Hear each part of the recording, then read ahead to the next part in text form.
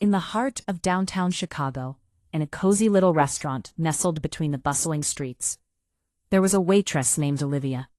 The air always smelled of garlic and fresh bread, mixed with the faint aroma of strong coffee. She worked the evening shift, often with tired feet that ached from the long hours spent on the move, and a smile that sometimes felt more like a mask for the rude customers she served. But there was one customer who stood out amidst the chaos of the evening rush. Every night, at exactly 7 p.m., a little boy, no older than 10, walked into the restaurant alone. With his head slightly bowed and his hands tucked deep into the pockets of a worn-out hoodie, he exuded a quiet resilience that intrigued Olivia. His backpack looked heavy, not just with books, but perhaps with unspoken burdens. He always chose table 9, a small round table by the window, where the glow of the streetlights painted soft shadows against the walls. Olivia would watch him from afar, wondering why this boy always dined alone.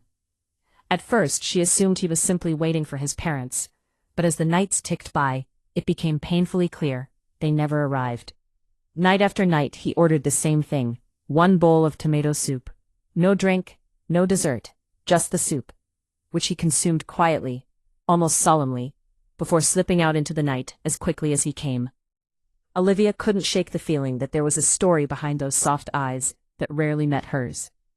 One snowy evening, feeling a sense of boldness fueled by her curiosity, Olivia took her break and slid into the seat beside him.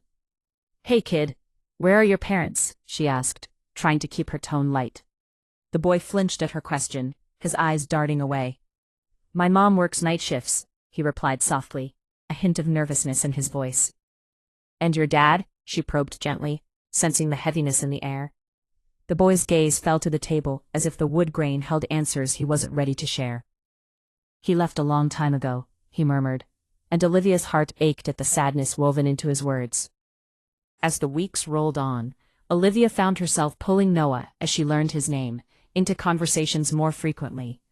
He loved drawing superheroes, had a strong disdain for math, and secretly dreamed of becoming an astronaut one day. His laughter, though rare, made her heart soar. Yet Olivia couldn't ignore the signs of struggle. Noah would often check menu prices, carefully counting coins for his pocket, and sometimes, even after finishing his soup, he would look hungry. One night, determined to bring a little joy to his life, Olivia asked the kitchen staff to whip up a grilled cheese sandwich for him on the house. When she placed it before him, Noah's confusion was palpable. "I didn't order this," he said, brow furrowing in surprise. "It's a special promotion," she said, grinning. His face transformed, lighting up in a way she had never seen before. For the first time, Noah smiled, and it felt like the sun breaking through the clouds. Soon the kitchen staff began to rally around him as well. The cook would throw in a side of fries, while another waitress offered him slices of pie. Without declaring it outright, the restaurant became Noah's second home, a sanctuary amidst a world that felt overwhelmingly cold. But then, one stormy evening, Noah didn't show up.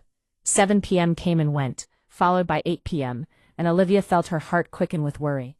She peered anxiously toward the door, hoping to see his familiar figure, but it never appeared. Night after night passed, and still, there was no sign of him.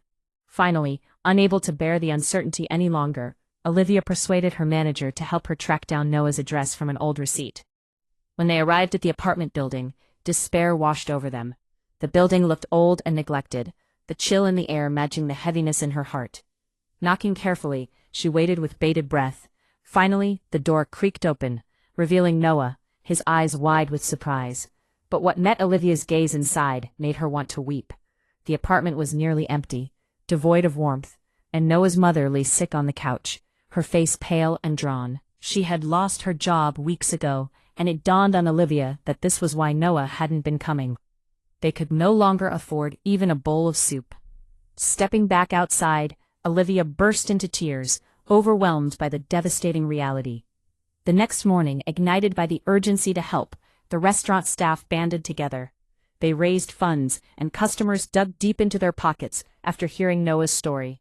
In just a few days, they managed to pay the family's rent, fill the apartment with groceries, and even help Noah's mother find the medical care she desperately needed.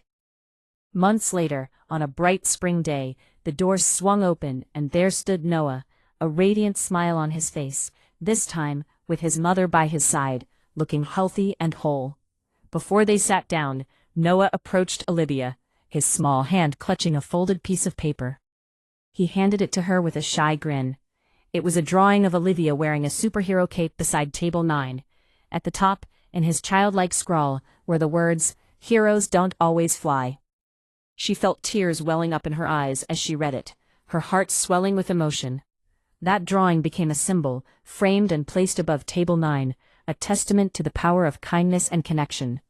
Years later, it still hung there, a reminder that sometimes the smallest acts of kindness become someone's reason to keep going.